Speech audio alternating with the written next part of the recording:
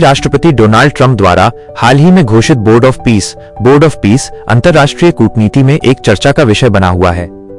22 जनवरी 2026 को Davos, Switzerland में इसके चार्टर पर हस्ताक्षर किए गए, जिसमें पाकिस्तान सहित करीब 35 देशों ने हिस्सा लिया, लेकिन भारत ने इससे दूरी बनाए रखी।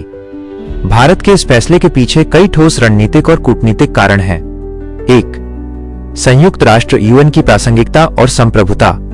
भारत शुरू से ही बहुपक्षवाद और संयुक्त राष्ट्र का मजबूत समर्थक रहा है। विश्लेषकों का मानना है कि ट्रंप का बोर्ड ऑफ पीस दरअसल संयुक्त राष्ट्र के समानांतर एक ऐसी संस्था बनाने की कोशिश है जहां केवल अमेरिका या व्यक्तिगत रूप से ट्रंप का दबदबा हो। वैकल्पिक मंच।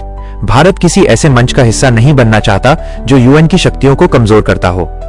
लोकतांत्रिक ढांचा।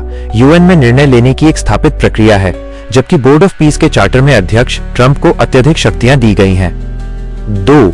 स्वतंत्र विदेश नीति, स्ट्रेटेजिक ऑटोनॉमी। भारत अपनी विदेश नीति में गुट निरपेक्षता और रणनीतिक स्वायत्तता को सर्वोपरि रखता है। भारत किसी एक गुट, विशेषकर अमेरिका केंद्रित निजी संगठन का हिस्सा बनकर रूस या अन्य देशों के साथ अपने संबंधों को जोखिम में नहीं डालना चाहता। फ्रांस, ब्रिटेन और चीन जैसे देशों ने भी इस बोर्ड से दूरी बनाई है, जो यह दर्शाता है कि यह वैश्विक स्तर पर सर्वमान्य नहीं है। 3. पाकिस्तान की उपस्थिति और क्षेत्रीय मुद्दे।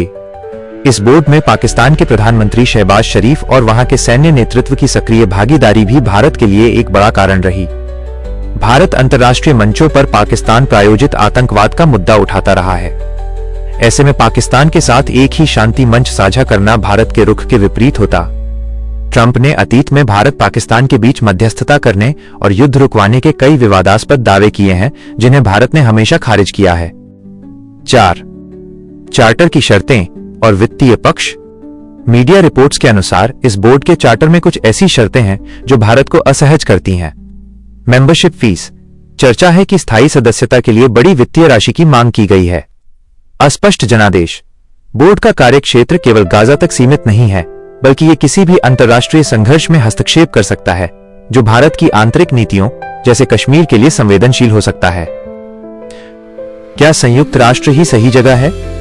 भारत का मानना है कि भले ही वर्तमान में संयुक्त राष्ट्र कुछ संघर्षों जैसे वेनेजुएला संकट या गाजा युद्ध को रोकने में निष्प्रभावी दिखा हो, लेकिन यह आज भी 191 देशों का प्रतिनिधित्व करने वाला एकमात्र वैध वैश्विक मंच है। भारत यूएन में सुधारों, रिफॉर्म्स की वकालत करता है ताकि इसे और प्रभावी बनाया जा सके, न कि इसे खत्म करने की। जलवायु परिवर्तन, स्वास्थ्य, वैक्सीन मैत्री और शांति अभियानों में भारत का योगदान हमेशा यूएन के बैनर तले ही रहा है। निष्कर्ष। भारत के लिए बोर्ड ऑफ पीस से दूरी बनाना उसकी राष्ट्र प्रथम की नीति और अंतर्राष्ट्रीय संस्थानों के प्रति उसकी प्रतिबद्धता का हिस्सा है।